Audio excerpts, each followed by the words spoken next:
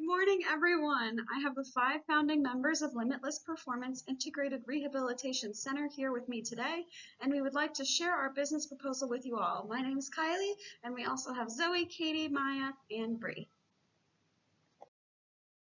Our Integrated Rehabilitation Center is a private practice outpatient orthopedic clinic with services specialized for performing artists and athletes, including physical therapy, massage therapy, and nutrition. Our services center around rehabilitation and prevention of injury within these communities.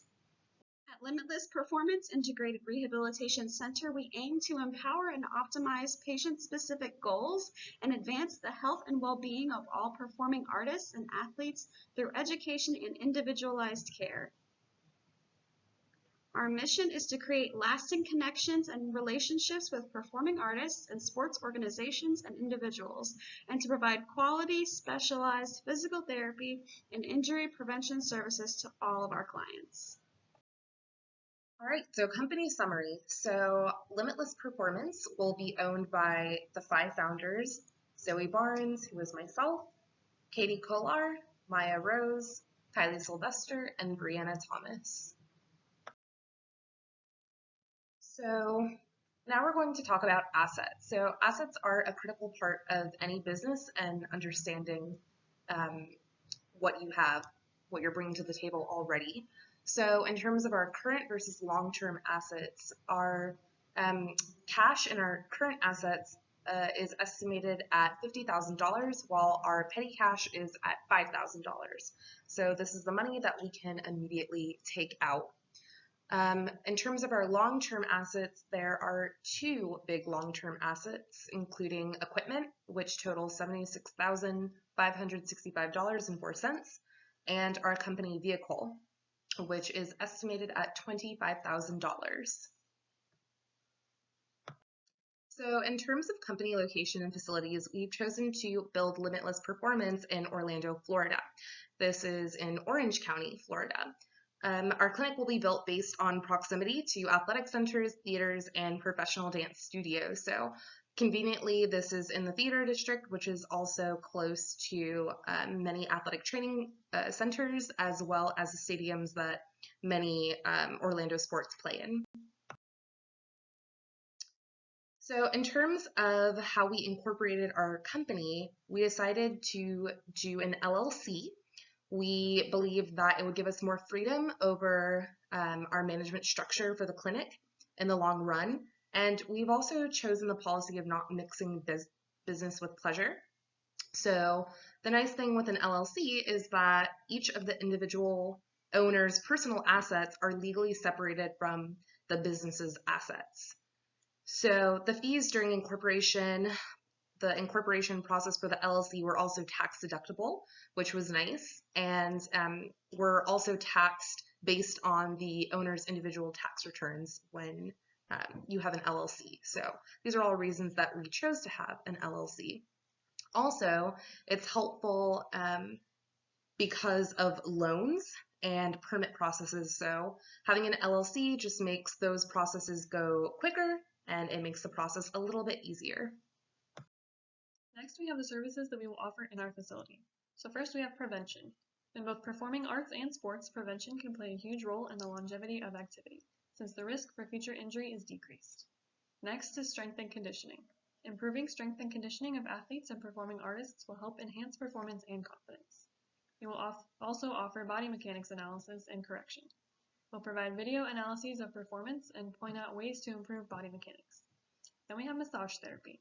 We will work with 2 certified massage therapists who can facilitate post-exercise recovery, muscle relaxation, and improved performance. Last, we will offer individualized nutrition counseling. We'll be working with a certified dietitian who will be able to provide individualized counseling on proper diet and diet that can enhance performance. Next, we wanted to take some time to discuss the current state of our market and how our business fits into this picture. Many athletes, especially those not associated with a well-known sports organization, do not have easily accessible physical therapy services with knowledge bases specifically directed towards athletic lifestyles. The average outpatient physical therapist has the tendency to have a negative perspective towards dangerous athletic lifestyles like CrossFit or many forms of dance or performing arts that emphasize hypermobility. For example, think about oversplits in aerial silks or certain dance styles like ballet. At Limitless Performance Integrated Rehabilitation Center, we aim to encourage and optimize patient-specific goals regardless of lifestyle. Clients will have accessible knowledge of body mechanics, health, prevention, and treatment for their individualized performance deficits. Maintenance of physical therapy education in daily lifestyle is also a deficit within the physical therapy community. If you think about your average physical therapy patient, they come for the deficit that they present with, whether that be a fracture or an ankle sprain. And once their deficit is rehabilitated and completed, they leave and you typically don't see them again. We plan to address this problem within our clinic. Clients will have regularly scheduled assessments to ensure rehabilitation knowledge of the performers and athletes remains accurate and treatment continues to be effective. We also have a prevention focus within our clinic, so patients can not only come to us for the deficit that they're having at the time, but also to prevent future injury, creating a long-term client base. Our integrated rehabilitation approach will also ensure comprehensive care of our patients under one roof. At this clinic, we will have a variety of healthcare providers that have specialized knowledge specifically appropriate for performing artists and athletes undergoing rehabilitation and those looking for just preventative services. So since we want to establish our business in a metropolitan area as large as Orlando, we do have to consider that there will be competitors who are aiming to attract the same clientele that we are. And so, first of all, we are considering sports-focused therapy centers in the area like Orlando Sports Medicine, Advent Health Sports Medicine and Rehab, Rehabilitation Sports Medicine, New Dimensions Wellness Inc., and Central Florida Sports and Physical Therapy. So the next set of competitors that we are taking into account are any athletic trainers that are currently working with sports teams, such as the Orlando Magic, Orlando City Soccer Club, and the Orlando Solar Bears. And lastly, we want to acknowledge that in recent years, physical therapists have been expanding their skill set to involve therapeutic exercises and modalities that can assist with muscle training for muscles commonly utilized by vocalists. So knowing that our client population that we want to reach includes performing artists that use their voice very often, we recognize that competition can also be found in theater companies that have established relationships with vocal coaches, such as the Orlando Repertory Theater, Orlando Shakes, Mad Cow Theater, Central Florida Performing Arts, and Playwrights Round Table. Upon doing our SWOT analysis, we found that our strengths are that we will have various medical professionals in-house. Integrated practice allows for better communication between healthcare professionals, resulting in a more individualized plan of care. We will have 5 doctors of physical therapists who each have experience in a variety of sports and performing arts with a wide range of ages and conditions. We will have a great ability to network. All therapists will be APTA members, which results in having access to evidence-based practice, remaining up to date on current evidence, and more networking opportunities. Membership within BNI, where we can network with other businesses, and we will provide one-on-one care, which is one provider to one patient. We found that our weaknesses as a startup business are, we have minimal to no business experience, limited experience on setting prices for cash-based services, lack of capital due to student loans, limited experience with working with the demands of and on high-level athletes and performing artists, limited experience in making connections with high-level athletes and performing artists with no liaisons between practitioners and potential clients, lack of experience in creating a consistent brand image, lack of clinical experience in the field of physical therapy. Continuing our SWOT analysis. As we looked at our opportunities, we found that there are a variety of sports teams and performing artists to network with within the area. We could have an opportunity for telehealth with traveling clients. We could have an opportunity for more advertisement and exposure when working with professional sports teams and large performing art companies. We have the potential for increased capital to put back in practice due to diverse clientele we serve in Orlando and variety of services that we provide. Also, the potential for increasing skill and experience level due to type of clientele we work with.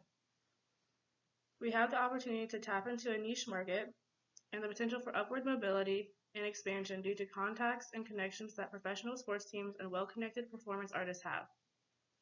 The threats to our business we found included the competition of existing private practices focused on sports and performing arts, the amount of space for integrated practice, the potential client attitudes towards a new niche practice, the changing regulatory practice for what's in the scope of practice for the DPTs in Florida, the strength of advertising from direct competitors to our practice, the expense of running advertisements for our practice in various places, and the expense of paying all employees at the practice while still building up capital and practitioners paying off loans. Now on to our market plan. Our plan for marketing includes multiple approaches to maximize exposure to our ideal market and allow for best possible growth as a company. To start, we will be joining one of the many BNI chapters in Orlando. Although this comes at a steep price for networking and will require a member of our staff to attend weekly meetings, this organization brings small businesses together to promote and increase revenue for everyone. BNI is one of the best and well-known networking organizations across the country, and its proof of its potential can be seen through the website. And I personally have experience with BNI. I have been to BNI meetings representing other companies within my own family, and I have personally seen the benefits from partnerships for marketing and website development to increase revenue within your own business due to marketing to a whole new network, and as a result, having access to all of the potential clients within their respective networks of all of those other businesses that you get to see every week. Within BNI, through my family business, I have already created lasting relationships with My Smart Marketing and Kick-Ass Graphics, which we will use to design our website, perform search engine optimization, and create physical advertising.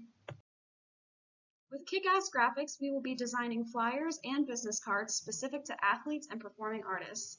In addition, we will be creating t-shirts to give to patients that graduate from physical therapy services, to create advertising to spread back to dance or sports companies that they belong to.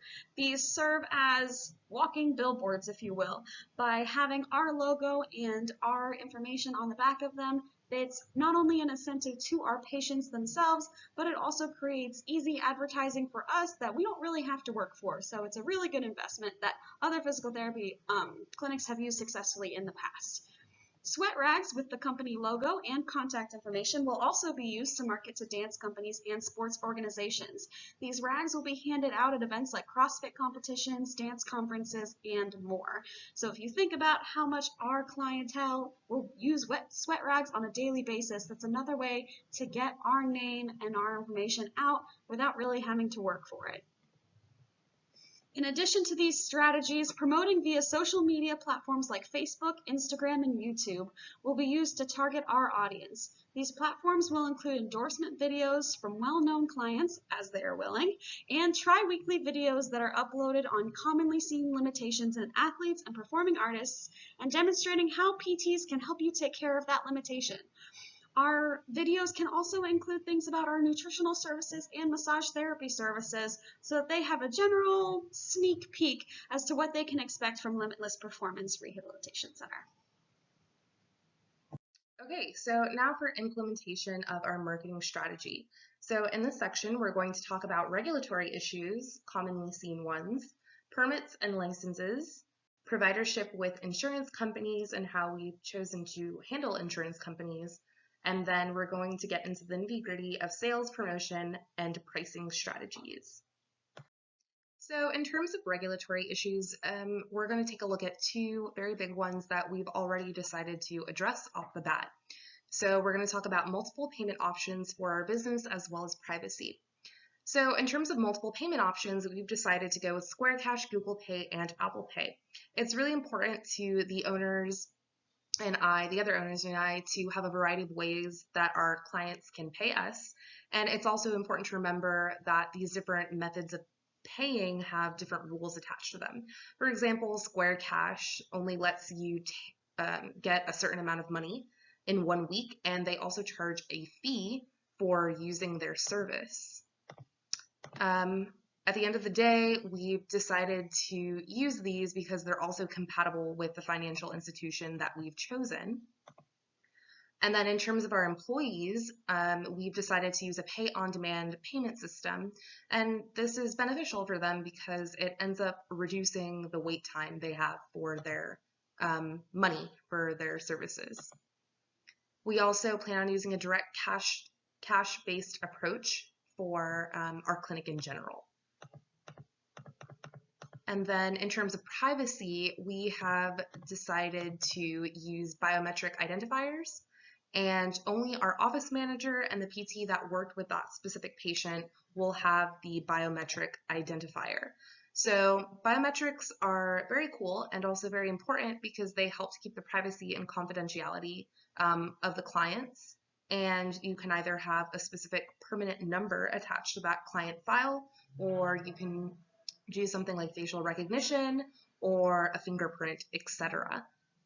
At this time, we have decided to use a permanent number attached to, or series of numbers attached to each patient file in order to hold their privacy. So in terms of permits and licenses, we are going to address some of the ones that we have already obtained. So we're ready to hit the ground running, really, since we've already obtained our general business license, our DBA, or fictitious name license, our federal and state tax identification number, our fire department permits, our sign permits, our tax registrations, obviously our occupational licenses for the state of Florida, and our zoning and land use permits. So for our general business license, we obtained this in the city of Orlando from City Hall, and a tax receipt was granted, which we have on file currently.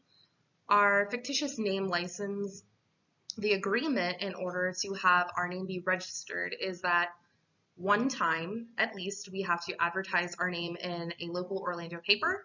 We did this in the Orlando Sentinel, and that went successfully. So our fictitious name license was granted to us. In terms of the federal and state tax identification number, this was obtained from the Orange County Business Tax Office, and our tax receipt for that was obtained. And then concerning the fire department permits, it's broken up into two subcategories: fire safety and life safety. So for fire safety, this just ensures that we have all of the proper protocol posters posted in our clinic and that we have fire extinguishers, etc., in the appropriate places. And also for life safety, that we have AEDs in the appropriate places in our clinic to make sure that any client or employee is safe and appropriate at all times. And then in terms of the sign permit, that was obtained from the Orange County Administration building already. And what that does is it ensures that any permanent marquees, ground, or directional signs are able to be erected. We've chosen to use some of those for marketing and visibility, so our patients or clients are able to find their way to our clinic appropriately. In terms of our tax registrations, that was obtained from the city of Orlando. It was completed and a business code was assigned to our clinic, and the business tax receipt fee was paid. After that, our business tax receipt was issued, and that went successfully. Of course, we have our Florida issued occupational licenses as doctors of physical therapy. That was obtained once we passed our board exams after graduation. And then in terms of our zoning permit, that a zoning verification letter was sent to the zoning division of the Orange County government, and that ensures that the clinic is in compliance with the city of Orlando. Because if it wasn't in compliance, then it would have been sought after anyways, and we would have been hounded, so we already took care of that.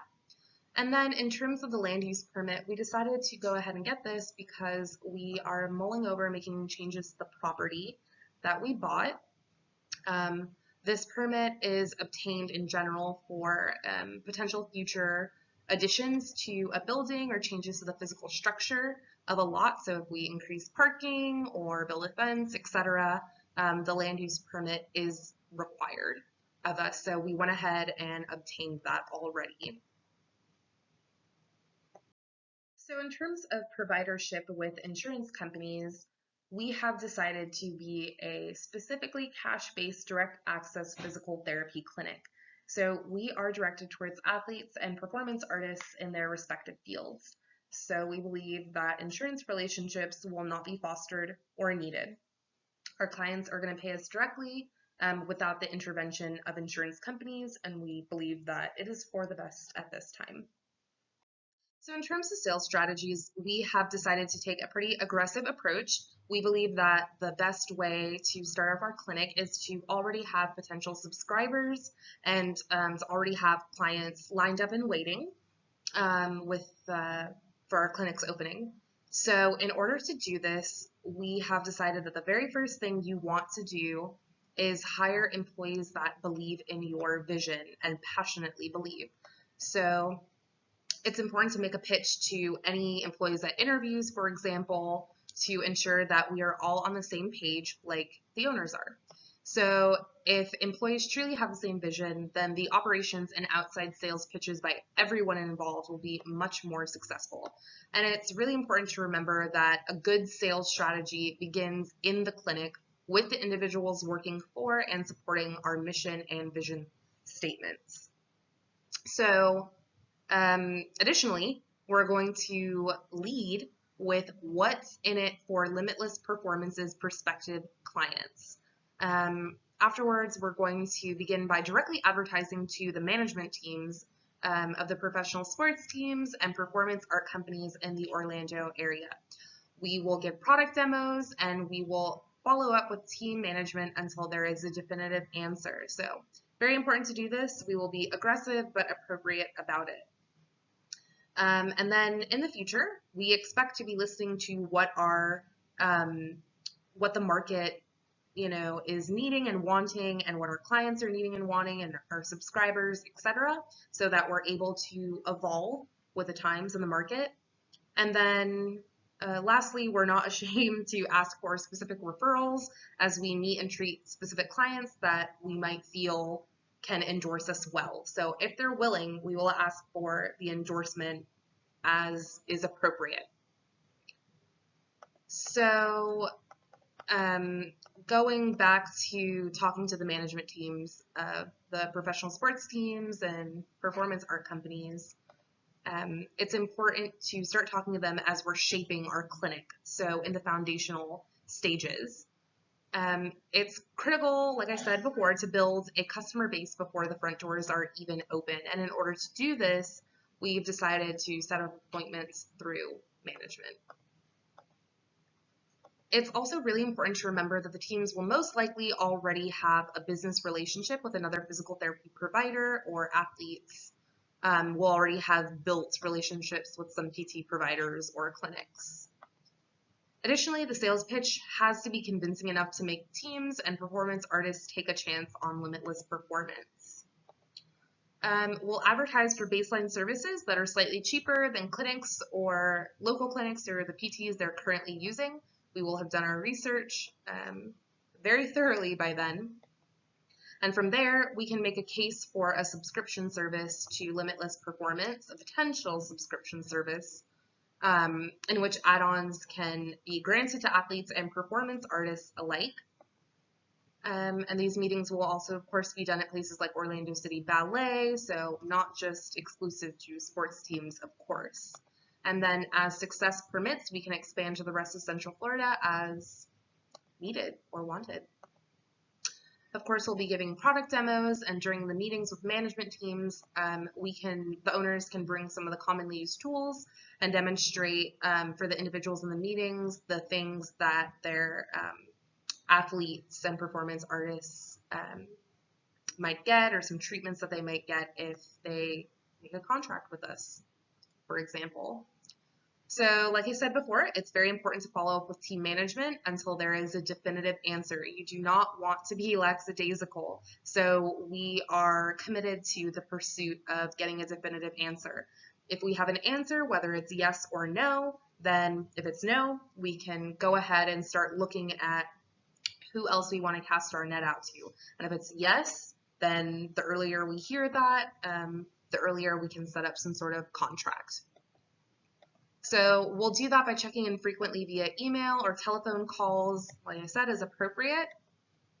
And then at the end of the day, we're just going to be listening to what the prospective clients want and need as we treat them. And by this phase, so this is in the future oriented right now, it's assumed that our relationship, and connection has been accepted, it's successful, and our marketing plan has been successfully implemented, and that there are various performance artists, companies, and athletes that are working with us. So as the employees interact with and treat the athletes and performance artists, the clinic will take into consideration what is needed and wanted by the clients we treat. And it's important to do this in order to change with the market, like I said before.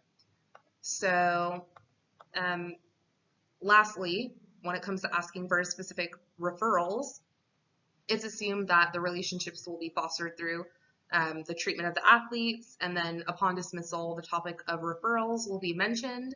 And then additionally, it's expected that as successful results occur with our clients, that they'll probably go back and tell their teammates and fellow artists who are not currently using us. So word of mouth will also be very helpful for our sales strategy. In terms of promotion strategies, we have decided to use quite a few tools: our official website, our official YouTube channel, and our official Facebook page, as well as official Instagram accounts and LinkedIn accounts for the owners, so that prospective clients and current clients are able to see our education and our the things we've done already in our careers. And then in terms of pricing strategies, we have decided, of all the different types of strategies, to use the competitive pricing strategy. So local PT clinics and other direct cash-based PT services that have been traditionally used by our target audience will be studied, as we talked about before, in advance. And then based on those results of surveying the market, our clinic's prices will be set and adjusted. Next is our management summary. We will go over organizational structure, management team, job description, and salaries. Here is our organizational structure laid out for you. As you can see, the office manager oversees everyone in the office. The office manager and risk manager can collaborate and allocate tasks to the different disciplines. The PT manager can then allocate specific tasks to the physical therapist.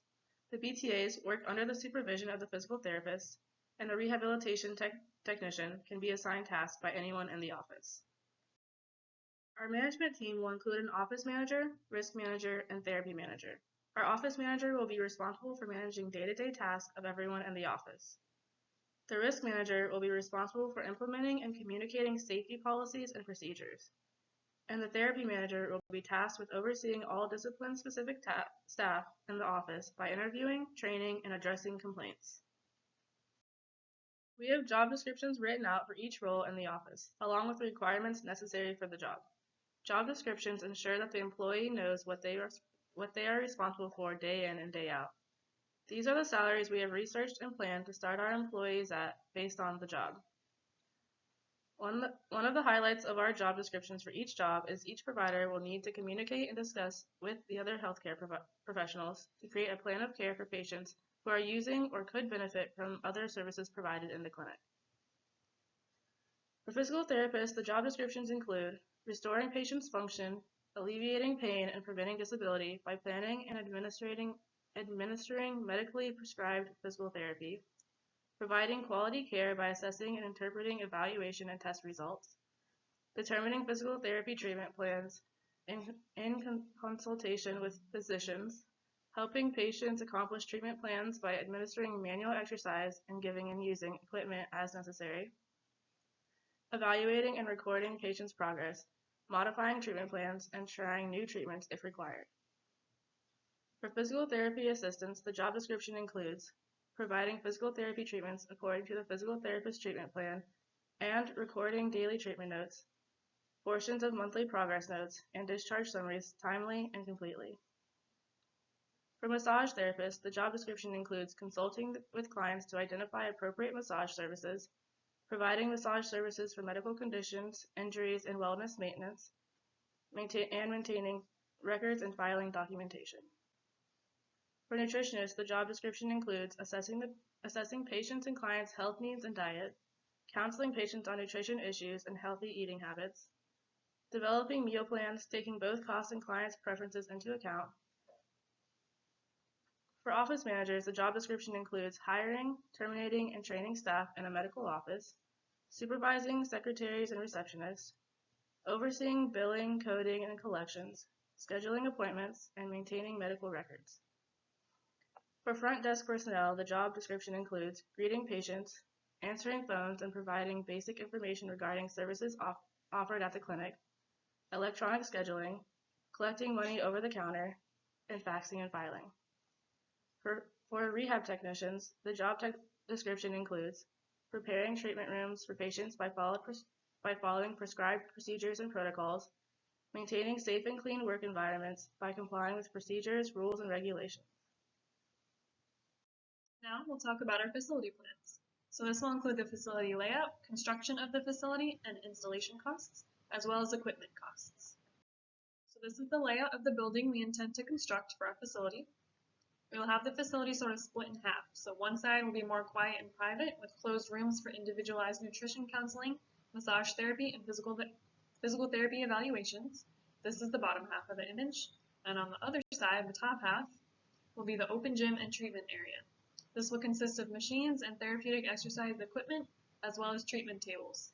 We will have a designated performing arts area in the middle with hardwood floors and wall-length mirrors for optimal performance and feedback.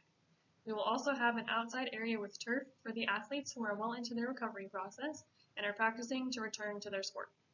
Having these different services available makes returning to sport or performance that much easier for our patients. Now I'll go into more specifics about our building. We've determined that 3,870 square feet will be sufficient to fulfill the space needs of our facility. Based on the square footage, it will be an estimated $380,973 for costs and construction of the building. An additional $5,376 will be necessary to pay for the wall-length mirrors that will be installed throughout the facility. The lighting system is estimated to cost $2,754 for purchase and installation. The total for purchasing and installing the flooring is $20,386. This is broken down into carpet, hardwood floor, and turf. So overall, the estimated cost for construction and installation of our facility is $409,489. Next is our equipment needs and costs, which we split up into categories. So first is just plain equipment, such as physical therapy equipment, machines, treatment tools, etc. Our estimated budget necessary for equipment is $27,505.15. Next is technology. So this includes the computers, phones, and any other technology we decided was necessary for our facility. Our estimated budget for technology is $10,821.75. Moving on to furniture. This includes our treatment tables as well as chairs, desks, etc. This total came to an estimated $28,955.63. Last is anything else that didn't fit into the other categories. So this includes the refrigerator, sheets, fire extinguishers, etc. This total is an estimated $9,282.51. Overall, we have an estimated budget of $76,565.04 to spend on equipment and physical accessories for our facility. Next, we're going to discuss our financial plan, which will include our startup costs, loans and capital, our costs of services, and our projected income versus expenses. So as you can see listed here on this chart, we have all of our projected startup costs. So that will include reporting our business name with the state, our annual claim as an LLC business with the state, our business taxes, construction costs, our general liability insurance, our first 3 months salary for all of our personnel on staff, and our equipment, technology, furniture, and other miscellaneous items, and that will bring us up to a total of $700,409.29.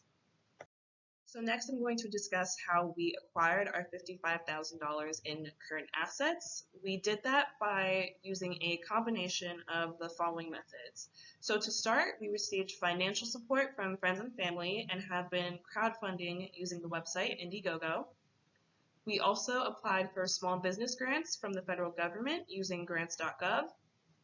We have also been approved for microloans by nonprofit lenders such as Lift Fund and the Excelsior Growth Fund, and we've also been approved for a small 7A type loan by the Small Business Administration.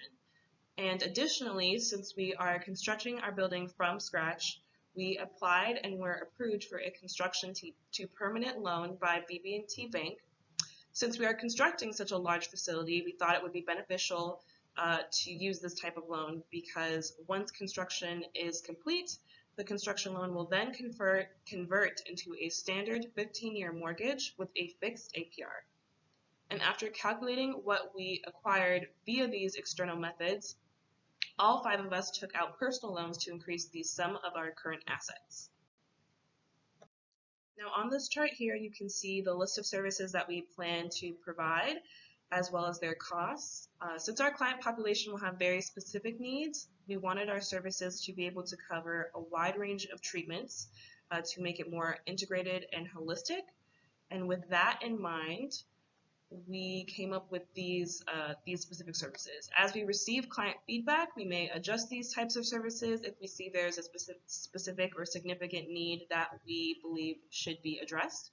But we believe that our clients should be satisfied with the available services. So after performing calculations that take into account the number of people we have on staff, the cost of our services, as well as the projected number of clientele that we expect to see daily, we were able to calculate our projected monthly revenue, and that should be around $200,300.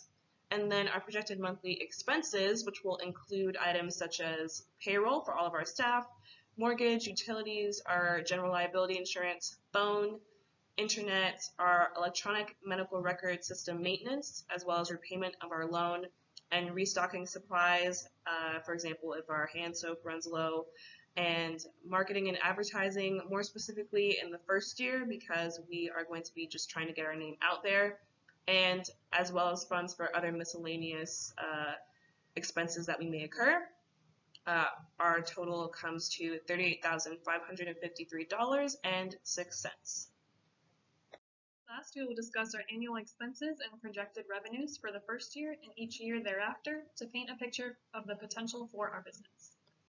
Here is a simplified visual representation of our costs for the first year in business. This consists of our marketing costs, which includes everything necessary for the first year as well as everything that's necessary following the first year. Our startup costs, which includes expenses such as taxes, insurance, construction, and equipment costs. And then our monthly expenses, which excludes the first 3 months of salary because that's included in the startup cost total. So this comes to an estimated total cost of $956,713.51 for our first year in business. Now, taking that overall cost number into consideration, as well as our monthly income, we can estimate the amount of profit we will receive for our first year in business to be $1,446,886.49. Now we have an estimated overall cost of expenses for every year following the first year. So this consists of fewer marketing costs because we've theoretically already put our name out there and have a consistent amount of clientele. Our startup costs are decreased to only the ongoing necessities to maintain our business, such as taxes, liability insurance, and the annual LLC report. Then we have all the monthly expenses, which stays the same. So this comes to an estimated total cost of $468,223.47 for every year after our first year in business. With this overall cost number in mind, as well as our monthly income, we can estimate our profit for every year following the first year to be $1,935,376.53, which is about $500,000 more than the first year. Based on all the evidence and information we presented you all with today, we believe that Limitless Performance Integrated Rehabilitation Center will be an asset to the community's athletes and performing artists. We appreciate any financial support to facilitate our goal of providing excellent specialized care to valuable members of our community. Thank you so much for your time and have a wonderful rest of your day.